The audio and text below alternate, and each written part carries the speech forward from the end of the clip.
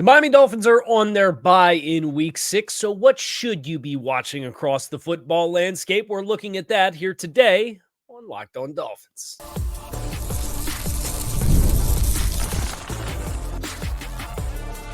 You are Locked On Dolphins, your daily Miami Dolphins podcast, part of the Locked On Podcast Network, your team every day.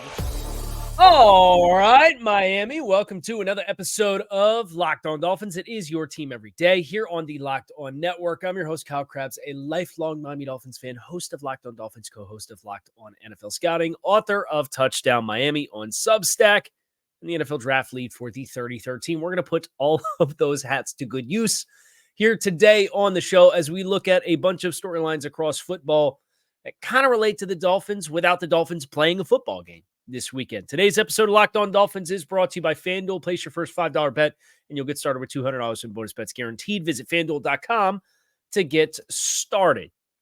Today on the show, we've got college football. Usually I do this on Drive Time with Travis Wingfield during the season, every Friday show of Drive Time. But, of course, with the Dolphins on the bye, Travis didn't invite me on the show this week. So we're going to do it here. We're going to look at the college football slate, games to watch. I just dropped the top 100 big board.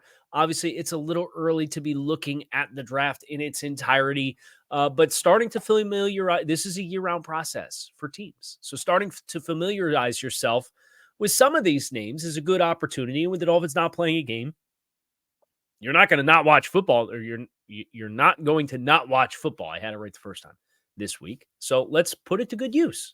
We'll look at NFL draft landscape from a college perspective. We're going to look at the AFC East, where we do have the guaranteed gift of either a Jets or Bills loss this week, assuming no ties. We'll talk a little bit about that. The Patriots are making a quarterback change with Drake Maye, which will be of interest for the Dolphins because they still have to play the Patriots again after ending the Jacoby Brissett starting era in New England. And then the Colts, Miami's opponent next weekend in Indianapolis with the team coming off the bye.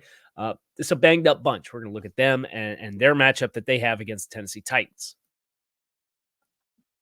So let's start at the college football landscape. And what I always like to do is I like to look at time slots and games and time slots that stand out and make the most sense. And there's a game tonight between Utah and Arizona State. Now, the bad news is if you're on the East Coast, it's at 10:30. It's tough to ask for a kickoff at 10:30. But what I want to do is I want to shout out the names that I have on the top 100 that I released for the 33rd team yesterday over on the 33rdteam.com that play in each one of these games. And Utah has a linebacker who plays Lander Barton. And he is the only top 100 player playing tonight from the top 100 big board. So if you're interested in catching a potential top 100 pick, it's a second-level player. The Dolphins, of course, have David Long as an expiring contract. It's maybe a position that kind of know who the long-term pillars are of the current nucleus of the roster. But what it can look like year over year, as we saw this year, it can dramatically shift for better or for worse if you push the right buttons and you have the right health availability and you have the coaches doing the right things with the players that are new, but it's a big chemistry experiment every year. So I would certainly not dismiss linebacker as a potential spot where the Dolphins could be investing in a player, depending on how they choose to spend in free agency and who they choose to bring back off of this year's roster with a new contract. Looking at Saturday, there's a couple of good games on the 12 o'clock slate. I would recommend South Carolina and Alabama. Alabama, obviously, on an annual basis, is loaded with talent. They've got a center, Parker's Brailsford. They have a safety, Keon Sabb, who is a transfer from the University of Michigan. They have an offensive guard in Tyler Booker, and they have a quarterback in Jalen Milroe. They also have an edge rusher, Jihad Campbell. All of those players, 5 players in the top 100 at spots that you could realistically see, maybe not center with Brailsford, who's a younger prospect anyway. Tyler Booker has played tackle in a pinch. He can play guard. You know, that's been a thing with this coaching staff and this regime. They like players that have that in case of emergency break glass positional flexibility. but he's a 320-pound, heavy hand, reset the line of scrimmage type of player. Obviously, Jalen Milroe at quarterback. The Dolphins are going to have some kind of investment to make in the backup quarterback position because at a minimum, because we don't want to put ourselves in the shoes that we're in right now again. And unfortunately, it's we're still trying to sort out what of this season is salvageable off of a really rough start and what was supposed to be the opportunity for you to start fast. There's not a lot of parallels in strengths between Jalen Milroe and Tua Tagovailoa.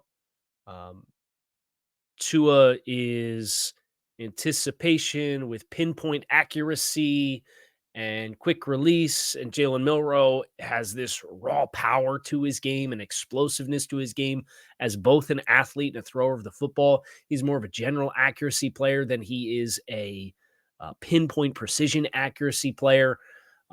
But there are elements and more you can do with an offense with an athlete at quarterback. That do you want that as your backup quarterback? Are you interested in having those pages in your playbook, knowing you can't do it? Like, I don't know. I really don't know how they're going to choose to attack this spot, this position, this offseason. It can go in any direction. It could be Tua back. It could be Tua retire. It could be we're not going to bring Tua back and we're going to take the out in the contract and look for a starter. We could be looking for, like, who knows? It's really complex, a lot of the layers, which is fun for me as somebody who likes to put the team building hat on and strategize like how to go about doing these things, but not fun for me as somebody who's rooting for the team to win football games. So, but they play South Carolina, and South Carolina has a pretty good representation on this big board as well. They have TJ Sanders, a defensive lineman. Defensive line depth, as we went over yesterday, is one of the areas where there's some underwhelming performances thus far for the Dolphins. And then they have Nick Emmanwori, a safety, a big safety, like 6'3", 220, 225 type of big safety with good ball skills. This is kind of the rage right now in the NFL, is the big safeties who can kind of play on the second level. You have expiring contracts with Jordan Poyer and Marcus Maye and Javon Holland. That's 3 of your top 4 safety spots. That is your top 3 safeties or expiring contracts.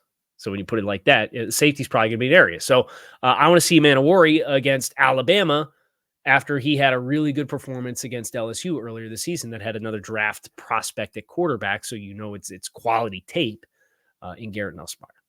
So that's a game in the 12 o'clock slate that I am definitely going to have my eyes peeled for. Probably going to have Texas, Oklahoma on. And Oklahoma's banged up. They're going to be missing some wide receivers, some of their better talent. But I am definitely Texas, the number 1 team, currently ranked as the number 1 team in the country. That Red River rivalry between those two teams. Oklahoma, Danny Stutzman, another second-level off-ball linebacker. They have a safety with really good ball skills in Billy Bowman. He's not the biggest player, but he's had a ton of great production attacking the football in coverage. Missed tackles are an area where, as a smaller safety, you got to be on your P's and Q's. I think that's what prevents him from ranking higher in this top 100 that I've put together at this stage of the game. But definitely 2 talents on defense against an offense for Texas that is just loaded with talent. Kelvin Banks, Jr., offensive tackle. I don't know that Miami's going to be in the market there because they have Patrick Paul, especially with an early draft pick, especially if we're talking about potentially using an early draft pick on a quarterback, because you have Kelvin Banks, this potential top 20 draft pick at offensive tackle, but you've got Patrick Paul, who you just invested a second-round pick in. He's looked promising. You have Austin Jackson with a contract. Texas also has Isaiah Bond, formerly from Alabama. If you're going to find a pass-catching weapon to complement and be the third long-term guy in the wide receiver room, and he fits the mold of what the Dolphins have gone after with this regime. But at the same time, do you want more not size at wide receiver? Do you want to diversify your wide receiver room? So it's a player whose stock is definitely on the rise, Isaiah Bond. But I'd be hesitant to think that a third wide receiver would also be the investment in that stratosphere. But it's a player who, what happens if you trade Tyreek Hill? Like, who knows where that goes? So maybe that puts you back in the conversation and you find yourself with another asset. So that's why you never want to be presumptive with what's going to happen and what's not. Now, we're going to finish the college football slate on Saturday. We have the 7 o'clock slate to shout out, and then also a late game to shout out. And then we're going to shift gears, go to the AFC East and the storylines there to watch this weekend. That's next here on Locked On Dolphins. Stick with us. With Robinhood Gold, you don't need a silver spoon to eat up the financial favors of the 1%. Robinhood Gold allows others to get the rates and perks usually reserved for the high society. Now, the resourceful individual with Robinhood Gold can earn the very liberal rate of 4.5% APY on uninvested cash, receive unlimited 1% deposit bonuses, and be rewarded with a handsome 3% retirement boost on an IRA account. Robinhood Gold provides the privileges of a higher net worth for any net worth. These generous benefits are now available for only $5 a month. The new gold standard is here with Robinhood Gold. Sign up at Robinhood.com/gold. Terms to apply. For product-specific disclosures, visit Robinhood.com/gold. Investing involves risk. Rate may change. Gold membership is an offered product of Robinhood Gold LLC. If you're looking for staying in the game this weekend, and the Dolphins obviously don't play, use PrizePicks. PrizePicks, the best place to use real money sports action with over 10 million members and billions of dollars in award winnings. PrizePicks has made daily fantasy sports accessible to all. You pick more or less on at least 2 players for a shot to win up to 100 times your cash. Run your game all season long with PrizePicks. PrizePicks is the best way to play daily fantasy sports. They have an insurance policy, so your lineups stay in play. Even if one of your players gets injured, if your player leaves in the first half and does not return, PrizePicks keep your lineup live. PrizePicks invented flex plays, which means you can still cash out. Even if your lineup isn't perfect, you can double your money, even if one of your picks does not hit. So go to PrizePicks and download the PrizePicks app today and use code LOCKEDONNFL to get $50 instantly when you play your first $5 lineup. That is Locked On NFL promo code. Download the app today and get $50 instantly when you play your first $5 lineup. PrizePicks, run your game. This is a bummer. There's 2 games in the 7 o'clock slate, so you're probably going to need 2 TVs to make this one work. But you have LSU Ole Miss, and then you have Ohio State and Oregon. Ohio State, Oregon is 2 of the top 3 teams in the country playing each other, and Ole Miss, LSU is SEC showcase, 2 teams ranked in the top 15. A lot of firepower to draft prospects at the quarterback position with Jackson Dart at Ole Miss and Garrett Nussmeier at LSU. There's lots of other talent that is available in this matchup as well. If I just start with LSU, couple of offensive tackles, Will Campbell, who I think might be a guard at the next level, but that's up for debate. He doesn't have the best length, but really heavy, dense, thick player with good core strength, good lower body power. And the other offensive tackle there is Emory Jones Jr., plays on the right side. Him and Campbell came in and both started as freshmen for LSU. So they're long-term starters despite not being seniors. Garrett Nussmeier, quarterback, is a redshirt junior, taking over for Jaden Daniels, and man, does he look like he can play. I'm a huge fan of his game. Harold Perkins, the linebacker, is done for the year, but they also do have another pass rusher, Braden Swinson, at LSU, who has kind of the prototypical build, good length, good explosiveness. What is Miami looking for in that room for their roster long-term? And then Mason Taylor, Jason Taylor's son, plays tight end for LSU, and he's a very productive receiving tight end. And that's still a spot for Miami. You've got Jonnu Smith, but long-term, what do you have there? There's some unanswered questions. So LSU for sure has a ton of talent. And then for Mississippi, they have Walter Nolan at defensive tackle. That's another spot for Miami. Where are you looking for a long-term player to step in opposite Zach Sealer? They have some pass rush talent as well. So there's multiple players on the defensive line. They've got multiple wide receivers. Trey Harris is the most productive one. He's almost at 900 yards through 6 games, over 17 yards per catch for Trey Harris. So there's lots to catch with Mississippi and LSU. And then with Ohio State and Oregon, Ohio State is probably the most talented team in the country from a prospects perspective. Now, they don't have like the hallmark player. like the top end of the draft class perspective, but they have 2 defensive ends in Jack Sawyer and JT Tuimoloau. They have 2 offensive linemen in Josh Simmons at offensive tackle, and then Donovan Jackson at guard. They have 2 running backs in Quinshon Judkins and Travion Henderson. They have Tyler Williams at defensive tackle as well. Jordan Hancock is a defensive back to go with Denzel Burke, the other corner. Like they're loaded. It's a loaded football team, Ohio State. And they're going against an Oregon team that has talent. It doesn't have top-end talent. They also have multiple tackles that made the top 100 list. Josh Connerly, and then the other one is Anaji Cornelius. So Oregon's got 2 offensive tackles. They've got more defensive linemen. They've got Jordan Birch there who can play on the edge. He can reduce and play inside.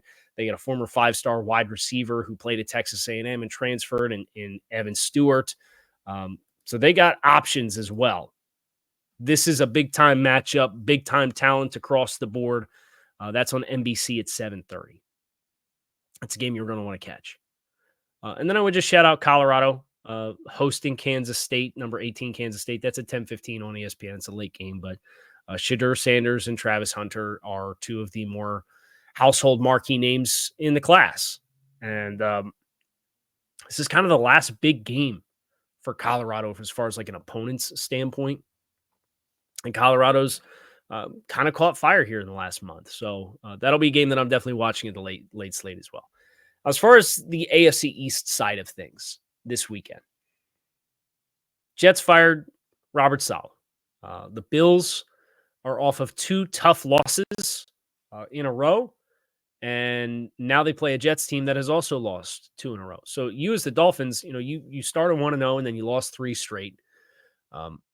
The style points aside, and the confidence of the projection long-term based off of what the teams look like aside, either the Jets or the Bills is going to wake up at the end of week 6, and one of those teams is going to have lost 3 straight games. I'd be inclined to think it's going to be the New York Jets. But nevertheless, that's not necessarily where I thought this season would start for them. It was supposed to be a softer start to the schedule. If they wake up and they're 2-4 and they're behind the Dolphins, that's a position where that team could find themselves in very uncomfortable waters. As far as Buffalo, I'm not going to dismiss that football team ever, because the Dolphins can't handle their business against that team head to head. And there's whole other identity problems and what you're doing as a football team and what you're doing from a roster construction standpoint against that team that I don't think is going to get resolved. You might win an odd game here and there, but there's just matchup problems and stylistically how you try to play football against that team, it doesn't work right now. So I guess if you're clinging to preseason priors and hopes and aspirations for a relevant season and playoff success and all that kind of stuff, you're probably hoping for the Jets to win the game and push the Bills 3-3, because you still would play the Jets head-to-head twice. You have more controllables there. But I assume that the Bills are going to win the game. It's what I will be watching closely, though, because I want to see the culture of the Jets after the Saleh firing is what I'm most interested in. And then in New England, they've benched Jacoby Brissett in favor of Drake Maye going against the Houston Texans. This is not the team that I would have thrown my raw first-round quarterback out there for.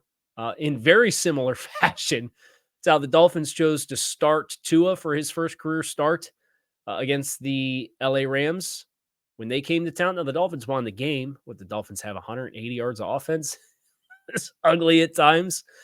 Defense did a lot of the heavy lifting in that game. I don't foresee that being the case for the Patriots, but really fascinating because obviously there's long-term implications here based on the successes and failures of Drake Maye as a player for the Patriots and their build and what they're trying to accomplish and their ability to create an appealing destination for free agents and players via trade who might the Patriots tried to trade for wide receivers last year and nobody was interested in going to play there and signing a long-term contract because of the dire perception of the franchise. So Drake Maye's successes and failures are absolutely not just this year is New England going to win enough games to pass Miami in the standings type of thing. It's what does the long-term outlook of that franchise look like as an appeal to players as a destination.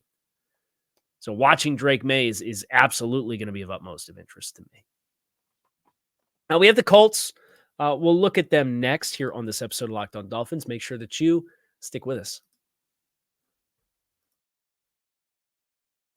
NFL fans, you could start the season with a big return over on FanDuel, America's #1 sportsbook. When you get a hunch in the middle of the game, you can check out the latest stats, view live play-by-play stats, and so much more on the same page where you just so happen to place your bets. You'll get started with $200 in bonus bets guaranteed when you place your first $5 bet at FanDuel.com. That is FanDuel.com, America's #1 sportsbook.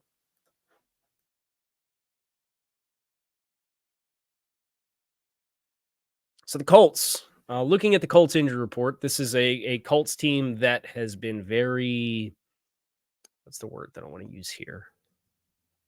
Porous defensively. Could potentially be what the doctor ordered for the Dolphins as far as some of their ailments.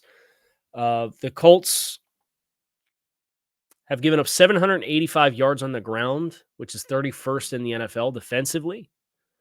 So much for the Dolphins missing Raekwon Davis. It's neither here nor there.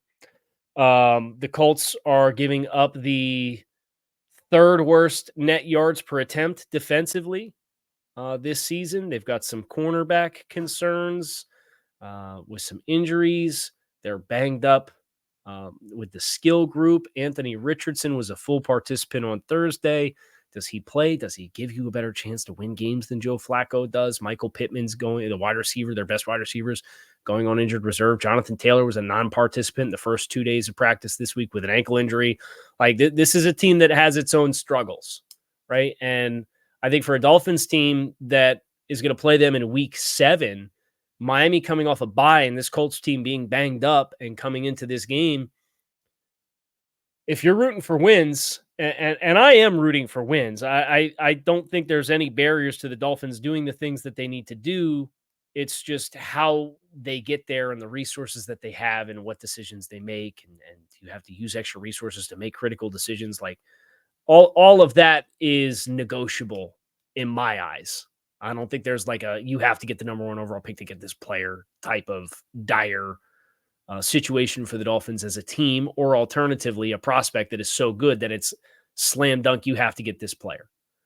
I think the Dolphins are a great destination for players that complement the foundation that's in place and what their navigation of the offseason looks like. It can look a lot of different ways to achieve that. So I am rooting for wins, right? Because it is 5 weeks into the season. My temperature check on the team has changed.